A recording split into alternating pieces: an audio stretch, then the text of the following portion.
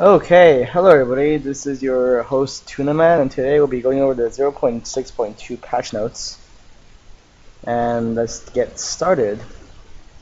So, first of all, we have 24 new cards for our game. It's perfect, great addition. I don't know what these cards are yet, but it seems like they will be really interesting. And they're high tier, so they'll bring some really interesting changes to the game because higher tier cards tend to have cooler abilities in this game. Daily login bonus is great. We get free credits pretty much. I wouldn't count on gold bars and premium accounts. I'm not sure how the stat distribution is, like the probability. Is it like 33%, 33%, 33%, or is it more likely to get credits?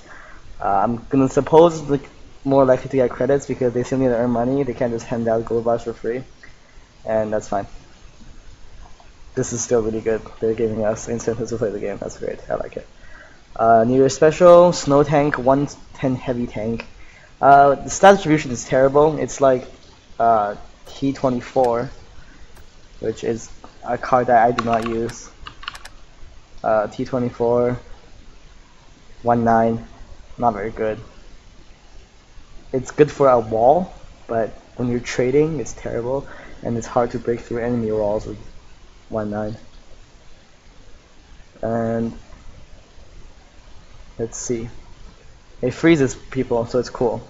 I'm not sure what cost this heavy tank will be, and what card power will be, what tier will be, and the resource gain. So I can't say it's a good or bad tank, but from the stat distribution of 110, I say that I'm most likely not going to be using this, and it's likely going to be like a tier 1 or a tier 2, a low tier tank. A40 tank is going to be the ability isn't available again, so be careful when you're playing against somebody. They can just deploy a light tank on your bridgehead and then screw you over from behind. The garage and the battlefield would be decorated with ice and snow. That's cool. That's really cool. I just bought premium yesterday, and I think this became bluish and the gold's on top, and used to be just green. It's cool that they're adding these aesthetic stuff to the game, putting in the effort for that. It's pretty cool. Cloudspit's nerf. Okay, Cloudspit's nerf is I agree with this nerf. Why? Because take a look at Schlesian. Schlesian. Compare these two HQs. Oh, look, it's 12 a.m. right now, so the game has to be restarted. Anyway, should be a login queue usually. And okay, so Wargaming, if you're watching this, there's gotta be a less disruptive way for you to update or maintain your server. And here we go. Okay, just want to show you that this 2 firepower, 27 HP, plus 7 resources. Okay, that's great. But this is essentially the same thing with one less resource gain and 5 less health. But this ability actually makes up for that health in the long game, or in the short, even in the short game, this will make up for that health. And unless you blitz, you're not going to be getting that much use out of this power. And even then, 1 resource or 2 resource growth isn't really that significant. Maybe they'll buff this. So right now, there's no reason to play this deck other than researching these cards. And for 1,500 power, that's really not worth it compared to 150 for Cloudspits. So instead of buffing Schlesian, they decided to nerf Cloudspits, which is okay, I guess, because German decks are pretty strong. 41st Division, they changed the ability to deal 1 damage to all opponent's cards that have been damaged during this turn, using 4 resources. It used to be deal 1 damage to the opponent's HQ or unit with 3 resources. They're already been damaged this turn with 3 resources. And this is more cool. You can be more versatile with this use and actually do more in the long run. That's pretty cool. I like it. 60th Division, when a unit with defense abilities destroy on your bridgehead, draw a card. Okay, that's a pretty big nerf. So right now, what they're at is, if they have a defense unit, they can draw a card. So they have two draws a turn. Pretty much this deck, it just reads 60th Division, draw 2 cards in the beginning of every turn except for the first turn. For your first turn. Because they can easily do something like SU-76. And you can't deal 8 damage on the first turn. and then they'll just move the SU-76 to the corner out of the bridgehead, and then you can never kill it, and they can just keep drawing cards. And also they have T-34. You can blitz and it's defense. Wow. Okay. This nerf will keep this deck very defensive because you're only getting the bonus if you're having defense units destroyed on your bridgehead. Which I'm a little concerned about. Like, I'm not concerned, but I'm a little concerned. I wonder how this is going to play out because Russian units are statted very defensively. 1 attack, 8 health, 2 attack, 10 health, 2 attack, 8 health. The SPGs don't really count, but we'll just look at them. This is 2 attack threat, but they only have 1 SU-8. And the Germans have 2 attacks, the Sturmpanzer and the okay, Hummel doesn't count because Hummel is bad. One was 127. Okay, that's 3 technically then, but 2 good ones are Grille and Sturmpanzer. So, and if we look at this one is pretty good, but these are artillery, so they don't count as much when you're trading and breaking walls. 2 attack, 2 attack, 2 attack, look, 1 attack, very defensively statted. 2 attack, 1 attack, 2 attack. So now that they're beyond such a, even 1 attack, now they're like going really defensive, and I wonder how they're going to win the game, and how they're going to break the enemy's walls, if with only such like low firepower. Because if you like in Germany, they have like 3 attack, 3 attack. We got a lot of 2 attack SPGs, and then we have 3 attack, 3 attack. Okay, this doesn't count. This is light tank against for rushing people down. 3 attack. Light tank for rushing people down. 3 attack. 2 attack and light tank that is very cheap. It can be used very aggressively. And this is defensive. So, but anyway, Germans tanks are usually more aggressively statted with less health and more attack. So that makes them easier to break through walls if they can keep up their like you can trade efficiently. And the Americans are like pretty defensively statted also, but they have their crazy combos and like 2 attack, 90 health, and 3 leads, so they don't have to really worry about that much.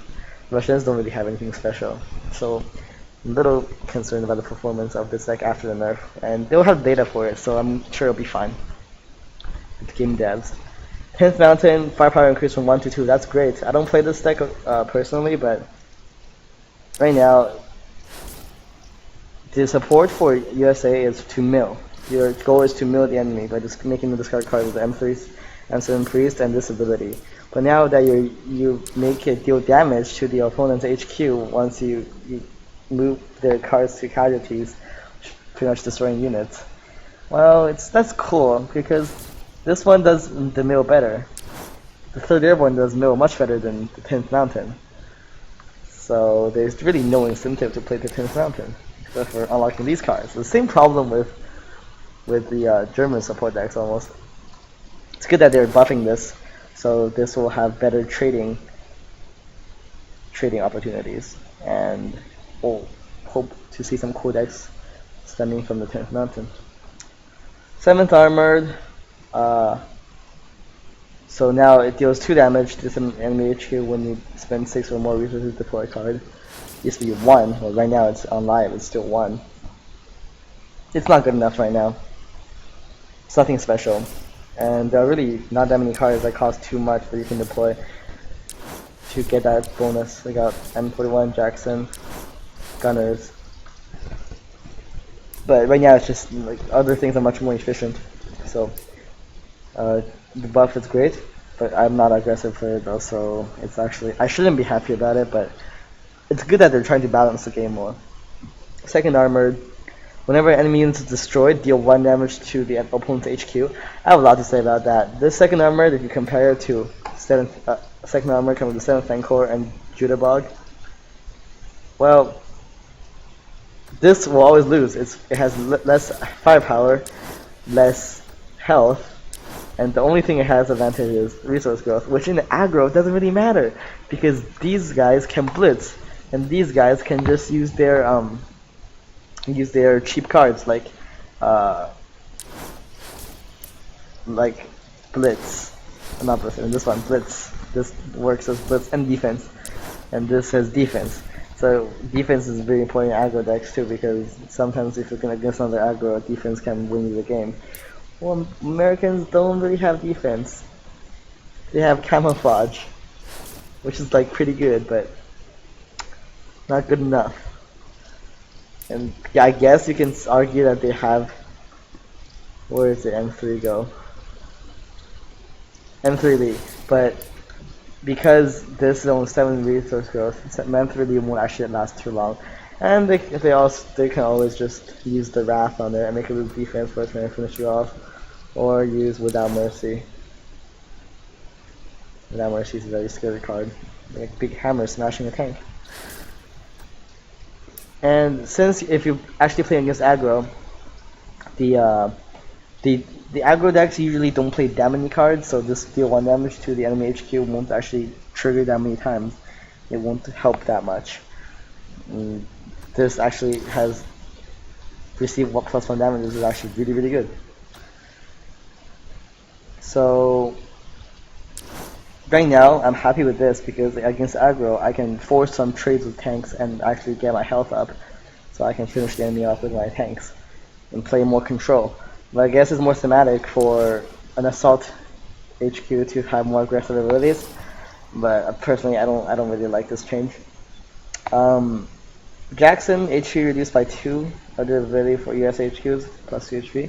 I haven't seen any other nations other than USA using Jackson, and I don't plan on using Jackson in the other nations. So this is not a big problem, but it is a good tank. The camouflage makes it really good. IS-1 I don't have yet. It's in here.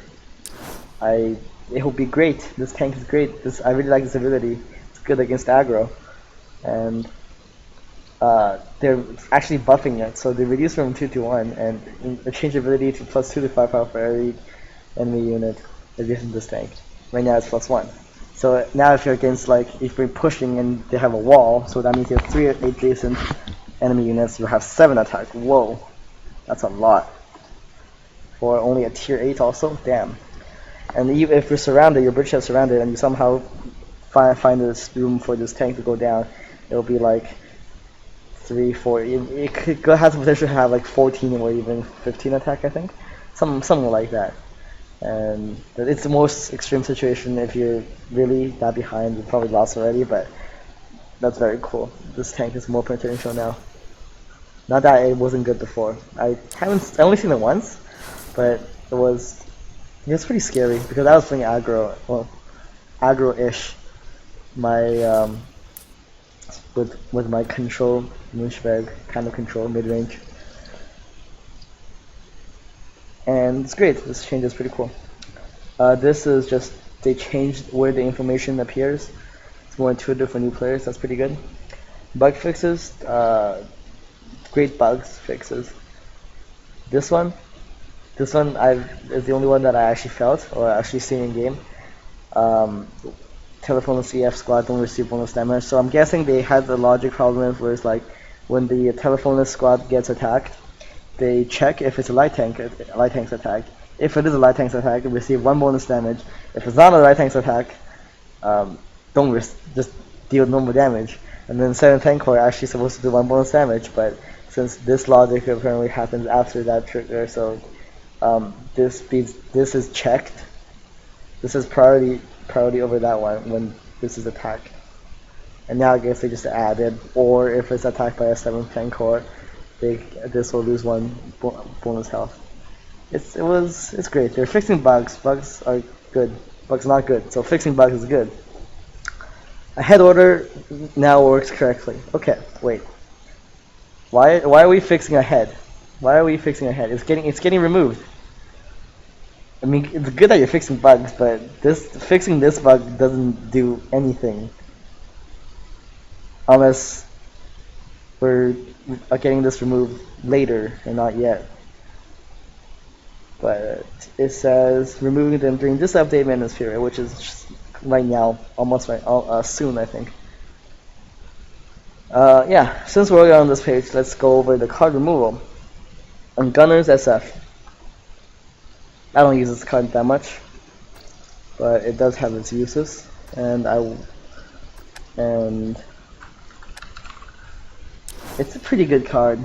I just don't like using squads that much. And I guess from a gameplay, like a normal gameplay standpoint of view, this makes the game more balanced because this is a pretty good card for low tier. And if the new players don't have it, they'll be at disadvantage when fighting against Steel Clubbers.